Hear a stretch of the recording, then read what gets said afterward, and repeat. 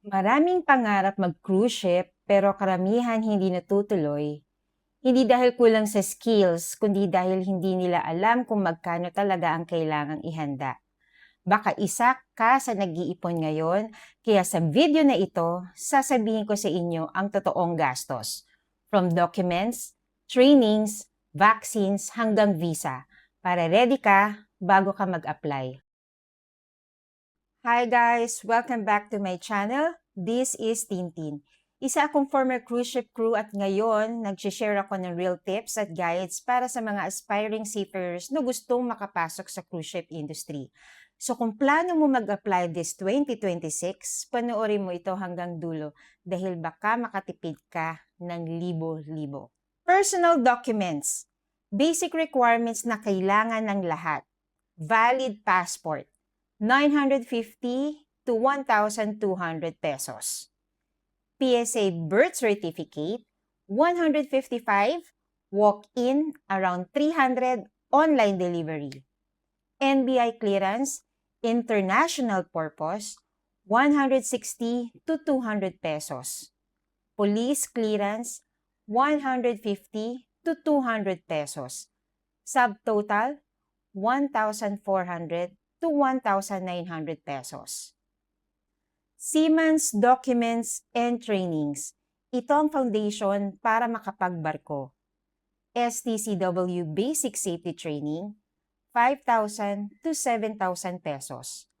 Courses included personal survival techniques, fire prevention and firefighting, elementary first aid, and personal safety and social responsibility. Pagkatapos ng training, Seaman's Book, 1,000 to 1,800 pesos. COP Certificate of Proficiency. After mo matapos ang trainings, kailangan itong ipaprocess para maging official at recognized internationally. Common COPs are Basic Training COP, Security Awareness Training COP. COP processing fee is 500 to 1,500 per certificate, depende sa marina, processing at documents. Subtotal ng Seaman's documents and COP are 7,000 to 10,000 pesos. Medical exam or PEME. Isa ito sa pinaka critical stage. Full medical package is 5,000 to 8,000 pesos. Depende to sa clinic at cruise line requirement. Advice ko guys, bago kayo mag-medical, mag-diet kung kailangan, kontrolin ang blood pressure at iwas puyat at alcohol. Maraming nade-delay hindi dahil kulang ang requirements, kundi dahil failed ang medical. Subtotal for medical is 5,000 to 8,000 pesos. Required vaccine. Ngayon, halos lahat ng cruise line may required vaccines na. Common vaccines are MMR or measles, mumps, rubella, 1,500 to 2,500. Varicella or chickenpox, 2,500 to 4,000 pesos. Hepatitis B, 1,000 to 2,000 per dose. Flu vaccine, 800 to 1,500 pesos. COVID booster, if required, usually free or minimal fee. Hindi lahat kailangan sabay-sabay. Depende ito sa medical result at cruise line requirement.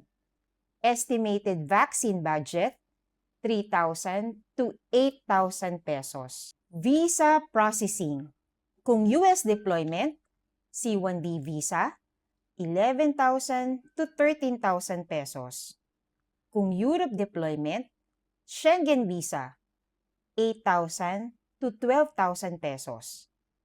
Tip: be confident during interview. Most questions tungkol lang sa work experience mo. Subtotal visa, 11,000 to 13,000 pesos. Miscellaneous requirements, ID photos, 100 pesos. Barangay clearance, 100 pesos. SSS, Pag-ibig, PhilHealth, minimal or free. Subtotal, 200 to 400 pesos. Other possible expenses. Hidden expense na dapat paghandaan.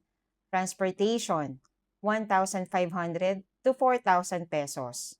Meals habang processing, 1,000 to 3,000 pesos. Grooming or initial uniform, 1,000 to 3,000 pesos. Subtotal, 3,000 to 10,000 pesos. Grand total estimate updated 2026 is 35,000 to 55,000 pesos. Depende sa position, cruise line, at kung may existing documents ka na. Yes, medyo mabigat talaga sa umpisa, pero isipin nyo, hindi ito gastos lang. Investment ito sa pangarap nyo. Lahat ng crew na nakikita nyo ngayon sa barko, dumaan din sa proseso sa pag-iipon at sa paghihintay. Hindi kailangan madali. Ang mahalaga, tuloy-tuloy ka.